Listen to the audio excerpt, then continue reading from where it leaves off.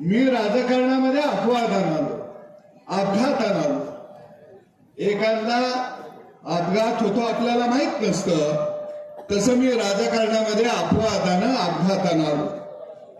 पण कुणाचा तरी आधार लागतो, कुणाच्या तरी बोटाला धरून चालावं लागतं. आणि ते बोट, तो आधार देवाभाऊच्या नावाने या सदाभाऊ खोतला मिळाला. म्हणूनच सदाभाऊ खोत मंत्री आणि आमदार होऊ शकला. आणि मला नेहमी वाटतं सत्यजित भाऊ, देवेंद्र फडणवीस हे नाव माझ्या दृष्टीनं सावलीसारखं आहे.